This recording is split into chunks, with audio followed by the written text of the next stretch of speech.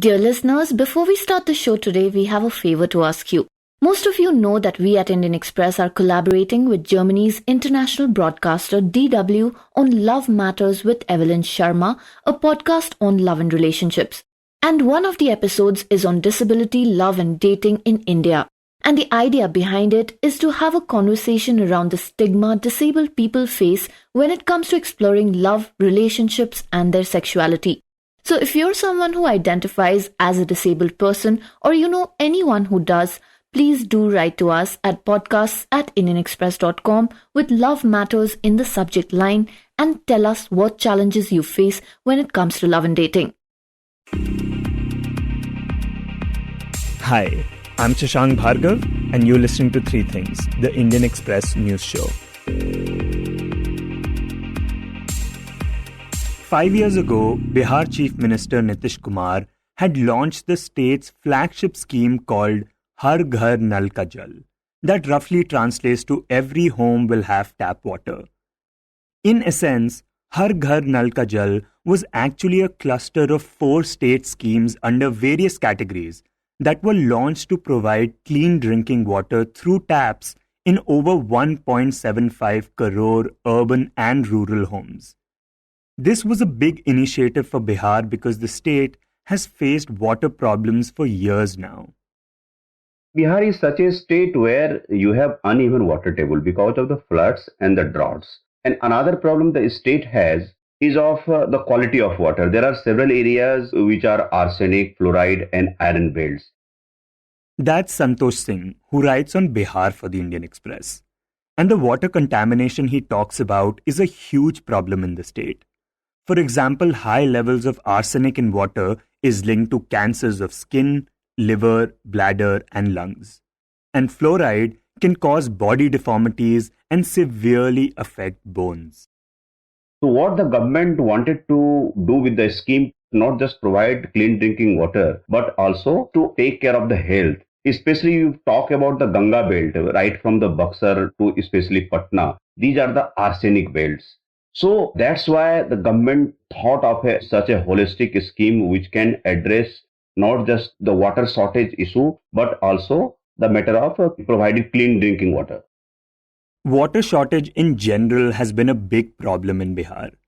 For years, women and children have been leaving home early in the morning and spending hours standing in water queues. There have also been multiple incidents of fights because of water scarcity. It did happen in some of the areas, especially till I think 2019. If you talk of central Bihar, places like Jahanabad, Gaya, Aurangabad, where water table goes down very low, especially during summers. And especially also in Ganga belts as well. We talked about Samastipur, which is closer to Ganga, despite the fact that in 2019 there were fights in Samastipur for water. So it was a big problem. Bihar Chief Minister thought of addressing it. And then he thought of a scheme where you have a common water tank where you fetch water from the borewell and they provide drinking water through pipes to every household. He points out that this scheme was separate and much bigger than the central government's Jal Jeevan mission that provided 8 lakh water connections in the state and the National Rural Drinking Water Program that provided 2 lakh connections. And the thing to note is that in the end, the Har Ghar Nal Ka Jal did manage to meet 95% of its target. 95% of the 1.75 crore households spread across over 1 lakh panchayat wards. But this happened with some major caveats that a recent Indian Express investigation revealed. The investigation was conducted by Santosh Singh, and it found out that many of the contracts of this scheme went to the families and associates of top political leaders.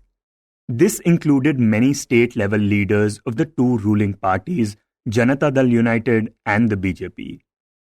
The biggest name we found was that of Deputy Chief Minister Tarkishore Prasad, where his daughter-in-law Pooja Kumari and companies of his aides, Deep Kiran Infrastructure Private Limited and another company, Jeevan Sri Infrastructure Private Limited, they had been altogether awarded one schemes for 123 wards worth say 53 crores. That is one. And again, we found JDU leader of Samastipur, Anil Singh, his family got a scheme worth 80 crore. Apart from Tarkishore Prasad and JDU ex-State Secretary Anil Singh, another name that featured in the investigation was that of senior JDU leader Deepak Kumar. His company Khushi Construction, in which he and his relatives are partners, was awarded a scheme worth 400 crore rupees. Santosh says the company was mired in some legal cases. There were allegations of violations of contract rules and forgery, and so it was debarred and blacklisted. But still it managed to get 80 crore rupees. And all across the Bihar, we sampled some 15-16 districts. There would be some 20 names.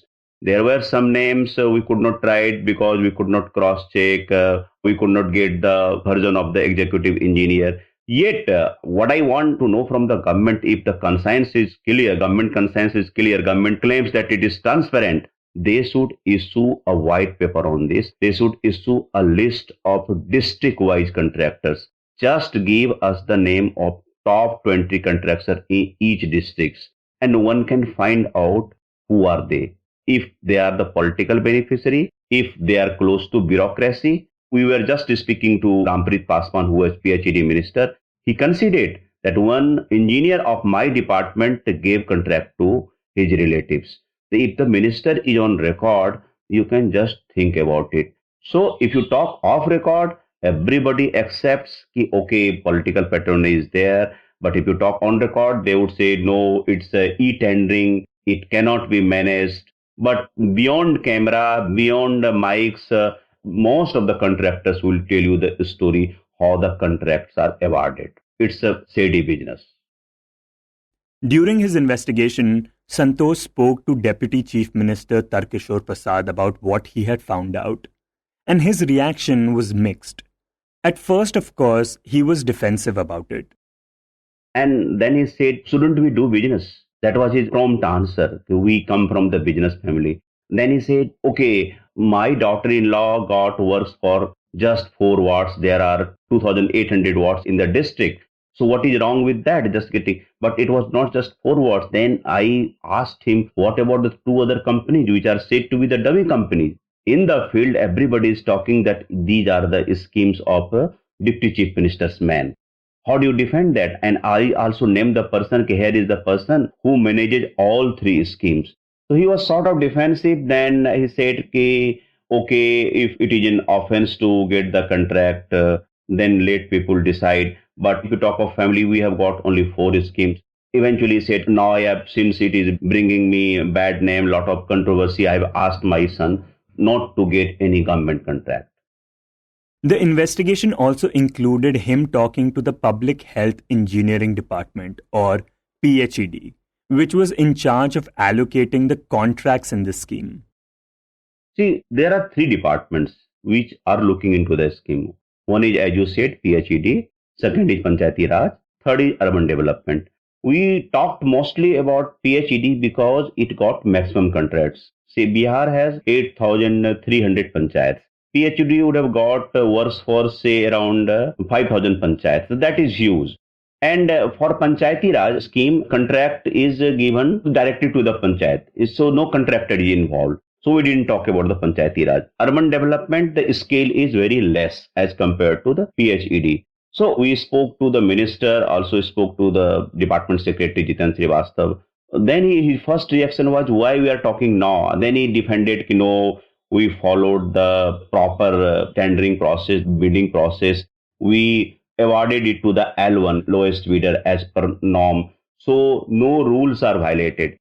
But if you again go to the field, talk to the contractors, they would say, we know it beforehand who is going to get it.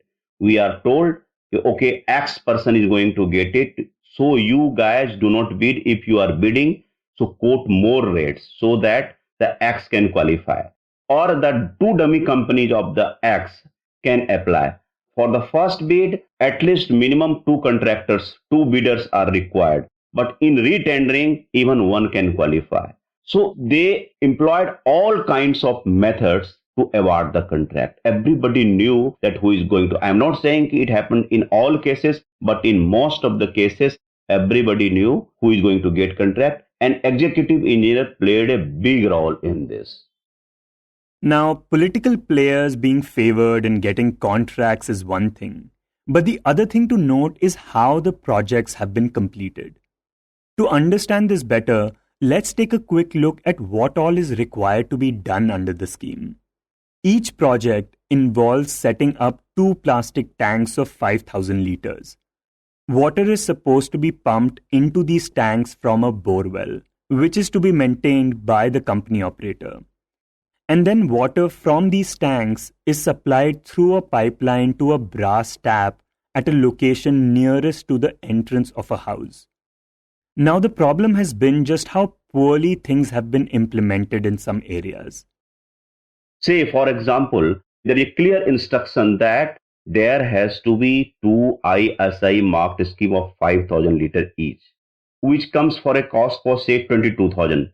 But what we found on the ground, they would subscribe to a poor substandard quality non-ISI water tanks where ISI is written very neatly, just as a camouflage that it's a real ISI thing. And that comes for 14,000. Ditto for the plastic pipes. So substandard quality of pipes are used at many places. So there is no monitoring, there is no social audit of the scheme. There must be some government mechanism to do it. Some actions are taken here and there. But I don't think that should suffice the purpose. It needs to be taken very holistically, and proper monitoring is needed to make it successful. Santosh says the public reaction to the scheme has been mixed. Some people are happy that now they have easier access to drinking water, while others are frustrated, especially in places where tanks are of poor quality and where pipes are broken and are not being repaired. They say the scheme is all right, but why there is no accountability is fixed? Because PhD contractors get 35% of the amount for maintenance. This is the first year of maintenance. They are not maintaining it, and there is a rule that near the water tank site, which is called Jal Binar, there has to be the name, phone number of the contractor and the operators. But it is not maintained at 90% of the cases. We found it very difficult to find the signboards of some of the prominent people we mentioned during our investigation. And we also brought it to the notice of the PhD minister, Amrit Paswan. He also agreed, yes, I agree that there is a poor quality, poor maintenance. It is very difficult to control. We issue orders, but it works sometimes, it doesn't work. So there are several loopholes in the scheme. Nitish Kumar very often talks about the success of the scheme, but I am afraid it is not working very well in the ground. Santosh's investigation reveals how politics permeates the civil construction business, how it gives way to political patronage, and how poorly implemented some of these projects are due to the lack of accountability. Now, in this episode, we will talk about the political fallout of this investigation and how Santosh first got the idea to do it. And we'll talk about that after this short break. I want to talk about sex without being judged. My parents won't accept my partner. How can I be blissfully single? Hey guys, I'm Evelyn Sharma, and Love Matters is my new podcast. I'll be hearing from listeners with love challenges and talking to celebrity guests who will open up about their own relationship experiences. Tune in, because love matters. Love Matters with Evelyn Sharma. Before the break, we talked about how several top political leaders in Bihar were given the contract for the state's flagship scheme aimed at providing people with clean drinking water. Santosh says he got the idea to investigate the matter while casually talking to some of his sources. When I got to know, okay, the relative of this person has got this scheme, it was not about the Tarkeshwar Prasad first, it was about some small JDU leader. Then I tried to find out if it is isolated case. Then we got one case, another case in another district, and third case. Then I got the trend, okay, let me spend time. It was very difficult to get names from the PhD department or through their list because you cannot make out from the names of the company who are the contractors. So you have to go to the ground, talk to the local sources and the match. And again, finally, eventually talk back to the person if he is really related to some politicians or not. He says it took about 4 months to complete the investigation, which included verifying and cross-checking every little detail. So we cross-checked each and every case about the project cost, the number of wards, where the work were allotted, and we ensured that we get their version. Most of them said we followed all the norms. Then my question was, if X contractor is getting contract worth 4 crore and you got say worth 100 crore, Khushi Construction got 400 crore, how come this has happened? This cannot happen. So there was still hold ki what we wrote, it is just the tip of the iceberg. At the end of it, having covered Bihar for more than 15 years, he says the findings don't surprise him. He says we have seen similar instances with other flagship schemes as well. Nitish Kumar, of course, came out with so many schemes. He came out for Mahadalit, I think 8-9 years ago. That was a scheme about giving free land to the scheduled caste family to raise homes. It didn't work. There was corruption. So idea is very good. It's all about accountability. No accountability is fixed. And of course, if I can use the collusion or connivance of the local level, say panchayat workers and even local level politicians, their interference with the scheme. And there are stories of cuts and commissions. See, if you go to any Bihar village, the best house you can see is that of Mukhya. Then you can understand how much money a Mukhya can make during one term, second term. Palatial house. You cannot imagine how come this person who was living in a mud house or brick and tile house 5 years ago, a white marble house in 5 years. That tells the story. You don't have to ask anything more. Now, like Santosh said, we have seen such instances in the past as well, and many politicians have been accused of doing so. So will this affect the image of those involved, like Chief Minister Nitish Kumar himself? Yes, it can. It can. In certain areas where the scheme is not properly working, there is amount of anger. I can cite the example of Katiyar. They know that this scheme is being run by relatives of the Deputy Chief Minister. And they say this person is our 4-time MLA.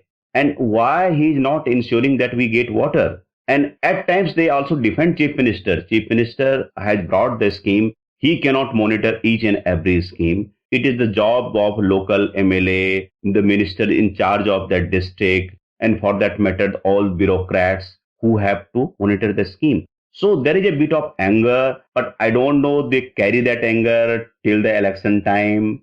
It's a pretty mix. I cannot say, okay, they carry the anger till the election time, but they are unhappy where the scheme is not working. Let me put it this way. It has now been a couple of days since the investigation was first published in the newspaper, and you can find the links to it in today's show notes. And since it was published, the opposition in the state, that is the Rashtriya Janata Dal or RJD, has been pretty vocal about it and has attacked the present government, which is a coalition of the JDU and the BJP. Leader of opposition Tejasvi Prasad Yadav called press conference and said, okay, here is the chief minister who is employing 2 sets of standard. When he was part of Grand Alliance government with us, he had asked me to resign when I was facing the IRCTC camp. Why cannot he do the same thing with the deputy chief minister now? Last time he had asked Tejasvi to explain his side of the story in the public domain and also in a veiled manner ask his resignation. But why he could not do that? That is one. And then he of course talk about how there is rampant corruption everywhere. Okay, that is one part, the job of the opposition would attack. But there is a segment inside NJ which was happy with that expose. Even JDU, because they got upper hand over BJP. Inside BJP, there are also 2-3 camps. Some of the camps were happy with the expose. And all of a sudden, the day we broke the story, in the evening, there was a sudden meeting called at the residence of another Deputy Chief Minister, Renu Devi, at instruction of BJP High Command in Delhi. And this story was discussed. Okay, in public life, you have to stay away from all those things. A clear instruction was given to Tarkeshwar Prasad, and meeting was attended by BJP State President Sanjay Jaiswal, BJP General Secretary Organization Bhikubai Dalsania, and all the top leaders of the state, including, of course, Tarkeshwar Prasad was there. And a report of this meeting was sent to the center. You never know, there can be change of card is in a month or so. Right now, BJP would not do because that will give a chance to opposition to attack. So they will put it on hold for some time. But some sort of political churning has already happened. BJP has taken the matter very seriously.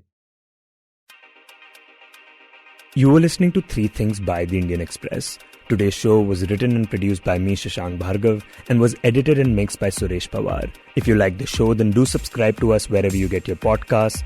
You can also recommend the show to someone you think will like it, share it with a friend or someone in your family. It's the best way for people to get to know about us.